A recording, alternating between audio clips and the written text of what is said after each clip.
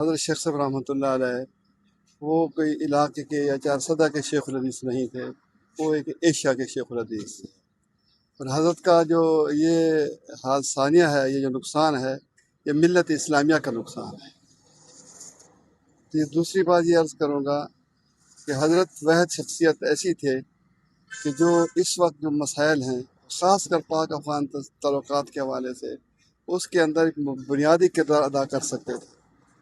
جب کابل گئے ہم لوگ، میرا سفر حضرت کے ساتھ تھا، اور جس انداز کے اندر انہوں نے وہاں گفتگو کی، مولانا ہیبت اللہ صاحب کو پاکستان کے حوالے سے بریف کیا، اور افغان وزراء کو بھی، منسٹر کو بھی اس طرح قید کیا، تو میں سمجھتا ہوں کہ حضرت اپنی مثال آپ تھے۔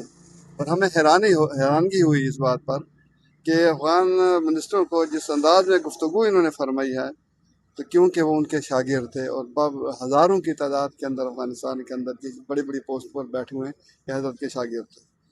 اس کے ساتھ جب ہماری واپسی ہوئی تو حضرت مایوس نہیں ہوئے، اور اس مشن کو لے کر پھر آگے بڑھتے رہے، اور میرا ان کے ساتھ مسلسل رابطہ رہا۔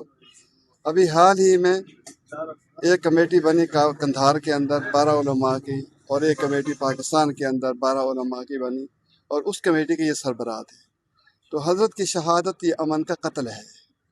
حضرت کی شہادت معمولی بات نہیں ہے، کیونکہ اس ذریعے، حضرت کے ذریعے سے، رحمۃ اللہ علیہ کے ذریعے سے امن کا مشن آگے بڑھ رہا تھا، اور وہاں کے علماء کو بھی حضرت نے قید کر لیا تھا۔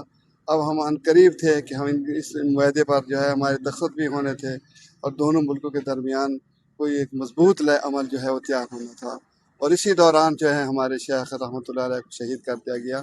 تو یہ بہت بڑا ثانیہ ہے، اور یہ امن کا قتل ہے، اور یہ دونوں ملکوں کے درمیان جو پل کا کردار ادا کر رہے تھے، ان ظالموں نے اس پل کو توڑ دیا ہے۔ اللہ تعالیٰ حضرت کو جنت میں اعلیٰ مقام عطا فرمائے۔